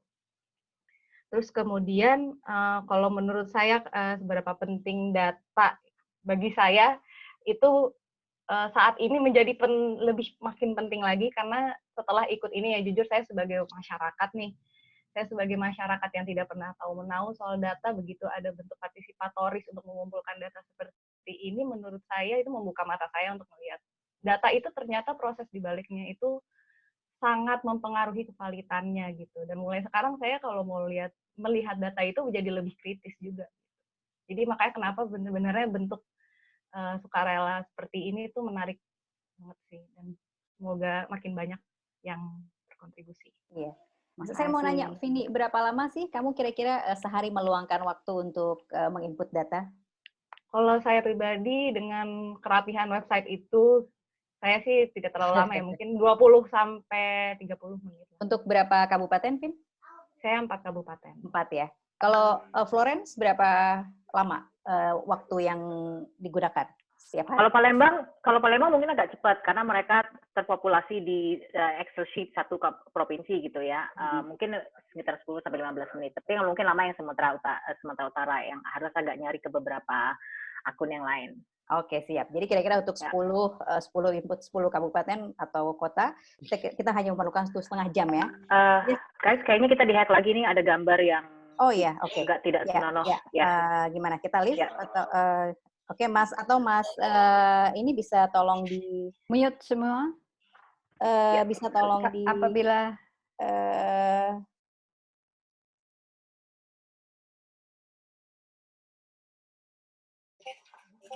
ada di gambar, Mas. Gambarnya bisa tolong di oke. Apa kita ada di videonya ini bisa di oke. Sudah? Sudah ya? Oke, mohon maaf. Mohon maaf teman-teman. Oke, minta tolong untuk lebih alert. Tim teknis, kita bisa lanjut lagi. Jadi terima kasih paparannya teman-teman relawan atas kerjanya. Sekarang saya buka sesi pertanyaan. Teman-teman yang mau bertanya bisa silakan untuk bertanya melalui chat atau bisa menggunakan fitur raise hand. Silakan. Ya, pertanyaan bisa ditujukan kepada semua pembicara. Tadi saya lihat ada Dr. Pinta Karini. Tadi mau bertanya, raise hand, apakah masih ingin bertanya?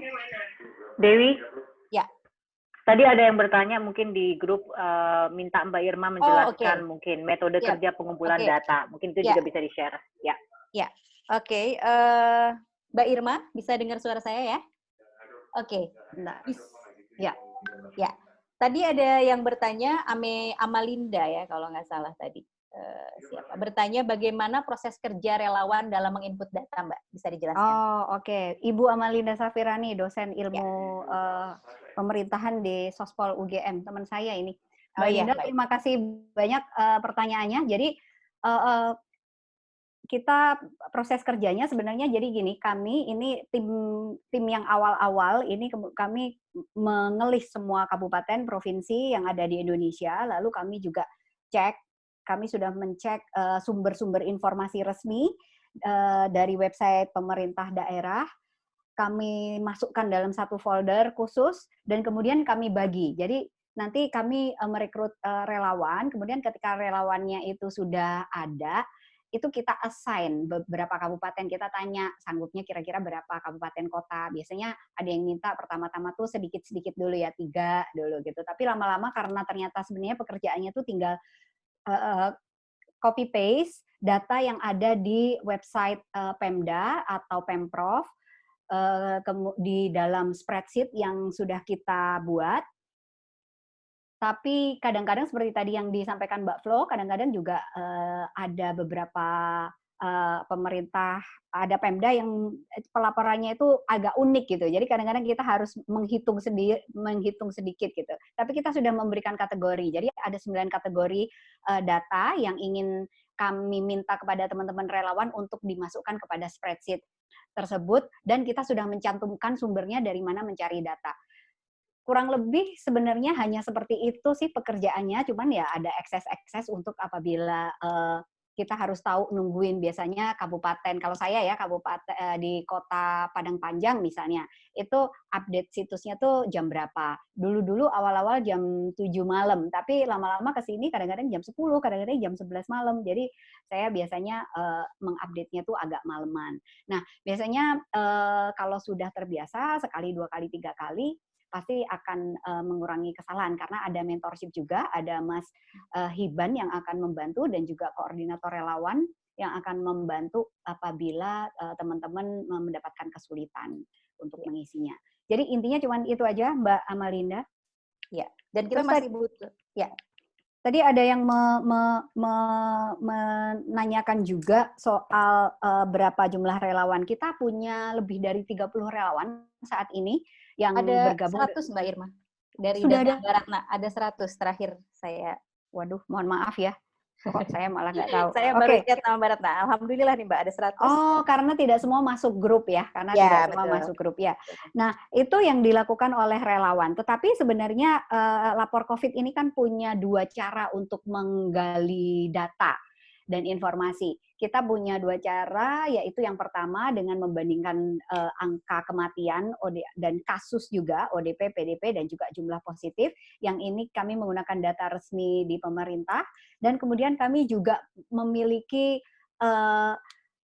chatbot atau apa namanya, crowdsourcing platform atau citizen reporting platform yang bisa digunakan oleh warga berbasis WhatsApp dan juga Telegram untuk melaporkan beberapa hal. Ada 7 menu sebenarnya, melaporkan kejadian meninggal, melaporkan keramaian, melaporkan diri sendiri yang merasa ada gejala mirip COVID, atau melaporkan orang lain yang memiliki gejala mirip COVID atau udah sakit, Kemudian ada juga laporan keluhan seputar pelayanan kesehatan terkait COVID-19 seperti lamanya waktu diambil tes dan lain sebagainya, dan juga keluhan terkait non-medis seperti bantuan sosial. Nah, ini teman-teman bisa mencoba di WhatsApp botnya. Nanti saya catat nomor botnya di chat. Nah, di sini di chatbot ini kami juga sebenarnya berencana untuk meminta tolong bantuan teman-teman semua karena ternyata tidak gampang untuk menggali atau mendorong warga untuk melaporkan, terutama melaporkan kejadian terkait COVID-19. Apakah itu melaporkan orang yang sakit ataupun melaporkan kejadian meninggal atau kasus meninggal. Nah, ini masih banyak stigma, saya kira, yang perlu kita benahi bareng-bareng bahwa orang yang terkena corona itu harus dijauhi dan lain sebagainya. Ya memang kita harus physical distancing, tapi bukan berarti kita secara batin tidak terkoneksi dan malah tidak mendukung ya. Kita harusnya justru malah menjadikan mereka yang mendeklarasikan bahwa oke, saya PDP atau saya positif corona itu menjadi hero atau pahlawan karena dia membantu kita untuk lebih mawas diri, untuk tetap waspada, jaga jarak, dan lain sebagainya. Oke, terima kasih Mbak Irma penjelasannya untuk untuk meng-highlight lagi. Kita masih butuh banyak relawan. Tadi terutama dari dari pemaparan Mbak Irma masih ada di Papua Barat dan di Kalimantan ya. Kita masih belum ada yang memegang di daerah situ. Jadi silakan saja teman-teman yang berminat. Sambil menunggu pertanyaan dari teman-teman, silakan bisa di chat atau raise hand. Saya mau bertanya kepada Dr. Tri Maharani, masih di sini kan dok ya? Oke. Saya mau meminta tanggapan dokter terkait temuan dari lapor COVID-19 di mana angka kematian bisa sampai 3,5 kali lipat kalau ODP dan PDP dimasukkan. Bagaimana tanggapan dokter mengenai itu dikaitkan dengan kondisi di lapangan? Halo dok. Oh sudah live ya. Dokter Tri sudah live. Oke, baik. Oke, kalau begitu ada pertanyaan. Kalau nggak ada bisa kita tutup. Dokter Tri, ya. Dokter Tri tadi lagi berusaha masuk lagi karena tadi dia terlift. Oke. Baik. Ini ada satu pertanyaan. Sejauh apa tanggapan pemerintah terhadap usaha melengkapi data ini? Mbak Irma mungkin bisa jawab. Waduh, pertanyaannya direspon nggak sih Mbak sebenarnya data ini? Atau kami mencoba untuk menyampaikan. Jadi sejak awal lapor COVID berdiri, sebenarnya kami juga ingin mengimbangi data yang dimiliki oleh pemerintah. Jadi melengkapi ya, bukan mengcounter tapi melengkapi.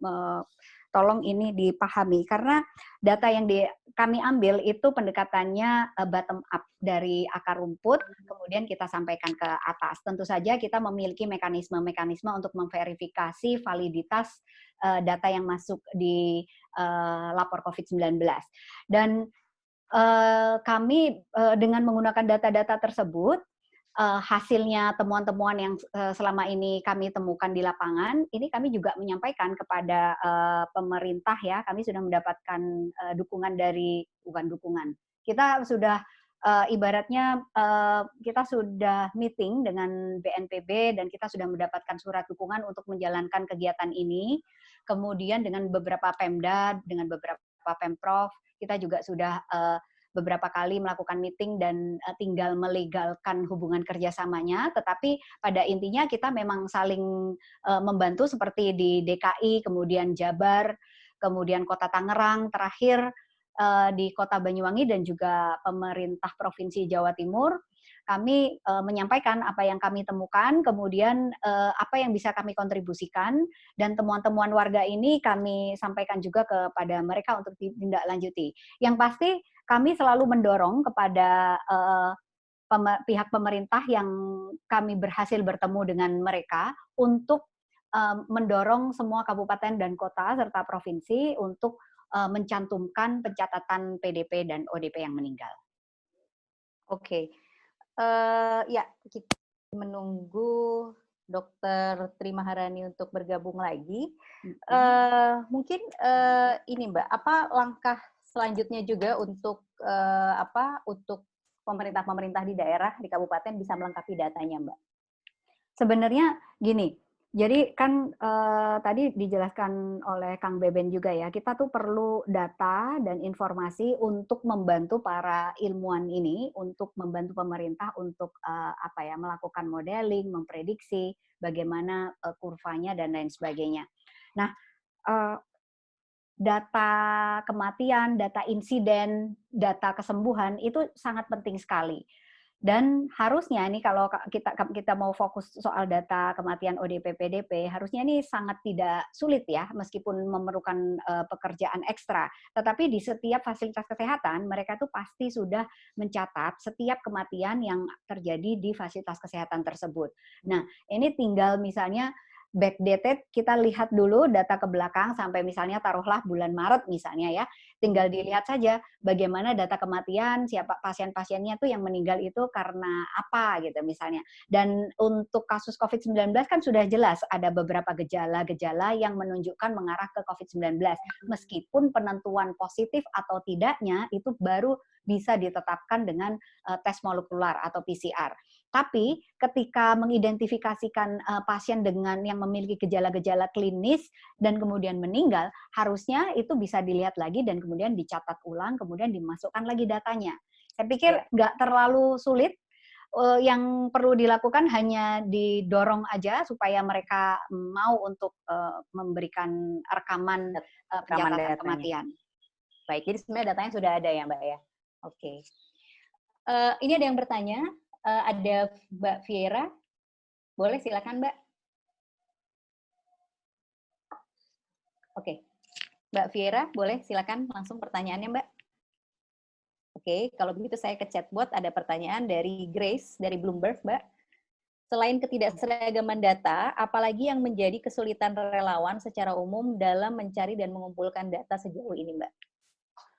Oke, mungkin Mbak Vini bisa membantu menjawab atau Mbak Flo. Kalau saya sih ketidakkonsistenian cara update-nya itu ya, kadang-kadang jam 7 malam, kadang-kadang jam 9 malam, jam 11 malam. Nah, itu tergantung jadwalnya admin. Ya, itu ya, jadi mungkin itu juga karena mungkin beberapa relawan juga kadang-kadang. Tapi kadang-kadang data juga masuknya nggak seragam, kata Mbak Irma kan. Cuman karena memang ini kan volunteer based, jadi memang kita juga tidak bisa memaksa atau kasih tahu sama volunteer. Pasti Mbak Irma juga nggak enak lah nyuruh. Ini pokoknya jam segini harus masuk ya. Ya kalau memang datanya nggak masuk ya kita juga tidak bisa update kan. Kayaknya di situ sih ininya. Kita saling nyemangatin aja ya Mbak di grup. Benar. Ya, kalau saya pribadi sih mungkin ya kalau saya sih ini sih mungkin teknis-teknis kecil gitu loh yang kayak suka kelewatan itu ya mungkin. Karena kan ini awam, saya cukup awam juga jadi menarik sebenarnya belajar itu. Saya boleh bertanya? Oke, boleh silakan. Dari siapa Mbak nama? Dari Vira, tadi saya lupa belum unmute. Oke, iya. Silakan Mbak. Saya appreciate sekali dengan yang dilakukan, tapi kalau boleh saya akan usul yang tadi kan ada beberapa rekomendasi ya yang akan disampaikan oleh lapor COVID-19 termasuk untuk membuka atau melengkapi data dengan kematian PDP dan ODP. Sebetulnya itu sudah diminta oleh WHO. Cuman kalau boleh ditambahkan bahwa harus melengkapi karakter profilnya ya, supaya para epidemiolog ini bisa memberikan data yang lebih akurat. Karena selama ini kalau saya minta data itu tidak ada. Jadi usianya, jenis kelaminnya, komorbidnya itu juga harus bisa dipublish sehingga para volunteer ilmuwan juga bisa memberikan masukan ketika kita melihat karena kapasitas peneliti di tiap daerah itu lemah ya. Jadi supaya ada kolaborasi itu. Jadi tidak cukup dengan melaporkan berapa angka kematian dari ODP dan ODP kalau kita tidak lengkapi dengan profil setidaknya karakteristik plus report cluster ya. Karena cluster itu sekarang kayaknya informasi yang dijaga ya. Dijaga paling kita minta katanya itu off the record cluster sehingga kita juga tidak mudah untuk melaporkan. Lalu yang kedua adalah komentar tentang kenapa angka kematiannya lebih tinggi. Obviously pasti ya karena jumlah ODP PDP kita itu memang jauh lebih besar daripada confirm case. Nah, kemudian justru karena pengawasan kita pada ODP PDP itu lebih loose dibandingkan dengan yang confirm case, maka pasti kematiannya akan lebih tinggi karena kapasitas sistem. Lalu yang terakhir, tadi ada satu rekomendasi agar pemerintah memastikan sistemnya mampu. Kalau saya melihat data jumlah rumah sakit, saya bisa memastikan sistemnya nggak akan mampu kalau kita melakukan herd immunity. Jadi jumlah rumah sakit, kapasitas tempat tidur, dan jumlah dokter paru di seluruh Indonesia, jumlah ventilator, jumlah semuanya. Kalau herd immunity, kalau konsep herd immunity dicapai dengan tidak cara vaksinasi, kita tidak akan mampu, sistemnya akan kolaps, case fatality rate kita akan naik dengan sangat drastis. Itu saja. Oke, Mbak Viera dari mana Mbak? Oh, saya dari Malang, dari Universitas Brawijaya. Oke. Peneliti ya Mbak Viera atau dosen? Ya, saya memang pengajar, tapi saya juga mengamati epidemiologi COVID ini karena di public health ya. Oke, baik. Silakan Terima ditanggapi, kasih. Mbak. Ya, terima kasih Mbak Viera. Mbak, untuk demografi memang sudah ada data demografi, ada beberapa kabupaten, kota, dan provinsi yang saya tahu tuh Pikobar di Jabar itu juga sudah memiliki data demografi yang lengkap. Dan sekarang kalau Mbak Viera datang ke gugus tugas, di websitenya gugus tugas itu dia juga sudah terpampang data demografinya lengkap ya. Ada gender, kemudian umur, komorbid saya pikir belum ada. Atau Iya, sudah komorbid ada? belum. Komorbid belum ada, dan angka ODP PDP meninggal belum ada. Kenapa kita fokus ke ODP PDP meninggal? Karena relatifly data demografi itu lebih mudah didapat sebenarnya, dan ada beberapa yang sudah mencatat itu dan sudah merekam itu dan mempublikasikan itu untuk publik supaya bisa diakses. Dan jadi ini sifatnya lengkap. Jadi kami nih Mbak Viera, lapor COVID-19 itu sebenarnya kita hadir untuk berkolaborasi dengan berbagai macam institusi. Kami juga berkolaborasi dengan LIPI, kami kolaborasi dengan perwakilan dari Eijkman Oxford Institute, kemudian dengan Ikatan Dokter Indonesia, dan lain sebagainya. Juga Pemda dan juga Pemprov, beberapa di antaranya. Kita merasa perlu bahwa kolaborasi apakah itu untuk menjalankan analisa, kemudian mendorong warga untuk lebih aktif lagi melaporkan untuk kepentingan apapun yang sudah dilaporkan terkait COVID-19, sebenarnya memang bertujuan untuk menginformasikan. Kalau kita sudah punya data yang banyak, kita pengen dari data itu kita bisa menginformasikan kepada pembuat kebijakan untuk mengambil keputusan berdasarkan data-data yang masuk. Nah, kalau kita berkolaborasi dari data-data yang sudah ada, kemudian data yang kita ada dipadukan, nah kami rasa ini akan menjadi cukup baik. Kayaknya ada yang mau nambahin, saya dijapri oleh Mas Ahmad Arif. Mas Ahmad Arif ini salah satu inisiator lapor COVID juga, yang bisa memberikan tambahan informasi mungkin Mas Arif. Ada nggak ya Mas Arif? Ya, terima kasih Mbak Irma. Ya, saya cuma mau menambahin sedikit ya. Memang kebutuhan data ini dari awal kita sadari di lapor COVID itu sangat penting, selain bagi para peneliti juga sebenarnya bagi pemerintah sendiri. Nah, belakangan sebenarnya kita di lapor COVID memang bergerak untuk mencoba mengajak kolaborasi juga dengan pemerintah daerah. Nah, karena data itu kan menjadi penting, tetapi data itu kan dua hal ya. Apakah karena memang datanya tidak ada, kedua, apakah pemerintah tidak mau terbuka dengan data. Ada beberapa pemerintah daerah yang sebenarnya memiliki data cukup baik, sebagian besar memang belum. Dan juga ada beberapa pemerintah daerah yang relatif terbuka untuk kolaborasi. Nah, kita sekarang sedang menjajaki dengan beberapa daerah, salah satunya Jawa Timur ya, yang cukup progresif. Yang kita tawarkan sebenarnya selain kalau mereka memberikan data yang baik, misalnya yang terbuka, termasuk komorbiditas dan lain-lain, kita akan menghubungkan dengan para saintis kolaborator kita untuk membantu juga sebenarnya membaca data itu, lalu membantu memberikan input kira-kira kurva epidemiologinya seperti apa, kapan kita membuka atau menutup intervensi dalam perang maraton yang panjang tadi misalnya. Nah, itu yang bisa kita lakukan. Jadi lapor COVID ini berusaha untuk menghubungkan sebenarnya para pihak yang punya data dan seterusnya. Bahkan waktu itu kita sempat bicara dengan salah satu pemerintah daerah juga untuk membantu misalnya menyusun lebih baik lagi misalnya data-data apa sih yang sebenarnya dibutuhkan yang itu harusnya disediakan di masing-masing daerah. Seperti itu, Pak. Jadi intinya kita sebenarnya wadah untuk kolaborator yang mempertemukan semua pihak, dan yang juga sangat penting sebenarnya di lapor COVID ini sebenarnya kita pengen mendorong edukasi juga sebenarnya ke masyarakat untuk tidak takut melapor juga sebenarnya dan membantu memberikan data. Jadi kita berharap sebenarnya melalui WhatsApp booth ya, selain yang data sekunder yang kita kumpulkan dari pemerintah daerah, sebenarnya dari awal itu yang ingin kita lakukan sebenarnya mengambil data langsung dari masyarakat melalui WhatsApp atau Telegram booth, yang di situ sebenarnya kita juga memasukkan mengenai komorbiditas gitu ya. Jadi penyakit apa yang menyertai mereka dan seterusnya. Nah, itu sebenarnya kita harapkan sekaligus untuk sebagai medium untuk edukasi ke masyarakat bahwa dengan melaporkan kondisi diri atau kondisi orang-orang di sekitar dia yang kebetulan sakit atau bahkan ada yang meninggal dan seterusnya, itu sebenarnya masyarakat bisa berkontribusi untuk memutus wabah ini gitu. Karena dengan berani melapor secara terbuka akan memberikan data yang itu akan berguna bagi teman-teman epidemiolog, bahkan juga pemerintah sendiri untuk menghadapi COVID ini. Mungkin itu aja Mbak Irma tambahnya. Terima kasih.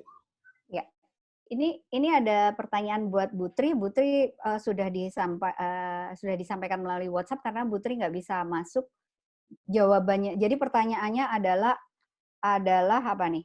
Dengan istilah berdamai dengan COVID, apakah masyarakat bisa hidup disiplin dengan protokol kesehatan? Bagaimana Ibu Tri dan Pak Beben melihat fakta ini di lapangan? Pak Beben kebetulan lagi ada diskusi juga siang ini dengan Pemprov Jabar kalau nggak salah. Tapi dari Bu Tri ini sudah mengirimkan jawaban nih Mbak Dewi. Izin ya, bacakan ya. Silakan dibacakan Mbak. Menurut saya kita tidak mungkin berdamai dengan COVID. Yang adakah persiapan diri berperang jangka panjang dengan COVID? Tidak bisa, sangat susah untuk preventif protokol kesehatan. Kalau berdamai itu susah banget ya. Jadi yang utamanya adalah preventif karena infeksi. Kalau sebelum obatnya ditemukan, sebelum vaksinnya ditemukan, ya yang paling bagus adalah mencegah supaya kita tidak terinfeksi, kurang lebih gitu ya. Kalaupun dipakai, maka kita memerlukan ketegasan. Misalnya semua polisi membuat razia masker dan physical distancing. Contohnya seperti itu. Jadi ada sanksi untuk penegakan physical distancing dan tidak membuat surat sehat palsu misalnya ketika naik pesawat. Kurang lebih itu. Oke, baik. Oke, baik. Itu aja. Baik, Mbak Irma, terima kasih teman-teman yang sudah bergabung. Mungkin ada closing statement, Mbak Irma, untuk teman-teman. Ada banyak wartawan yang bergabung juga pada hari ini. Mungkin apa nih, ada isu yang kita dorong bersama-sama mengenai temuan terbaru ini. Baik, terima kasih. Saya pikir perlu untuk kita bersama-sama mendorong pemerintah untuk segera mengupdate pelaporan COVID-19, terutama mengupdate data kematian ya, meminta semua kabupaten dan kota madya seluruh Indonesia dan juga provinsi untuk mencatat angka kematian itu dan juga diteruskan sampai ke atas, sampai ke pusat, sehingga setiap jam 4 itu kita mendapatkan gambaran yang jelas, gambaran angka, gambaran informasi soal data PDP, ODP, berapa PDP yang meninggal, berapa ODP yang meninggal, bukan hanya yang sembuh saja. Perlu menginformasikan ODP, PDP, dan juga yang positif sembuh untuk memotivasi kita ya. Tetapi saya pikir dengan adanya kelengkapan data, terutama dengan melengkapi data ODP, PDP meninggal, ini sangat penting juga buat pemerintah untuk menganalisa kapan kira-kira epidemi ini, pandemi ini akan menurun dan lain sebagainya. Saya pikir itu dan juga masalah pandemi ini bukan hanya masalah pemerintah, memang pemerintah yang bertanggung jawab untuk mengelola dan menggali informasi dan data dari pasien, tetapi ada banyak hal yang juga bisa dilakukan oleh warga, dan karena ini skala pandeminya luar biasa besar, dahsyat gitu efeknya, jadi perlu partisipasi semua warga untuk ikut serta menjadi menyumbangkan sesuatu untuk menekan angka penyebaran COVID-19 ini.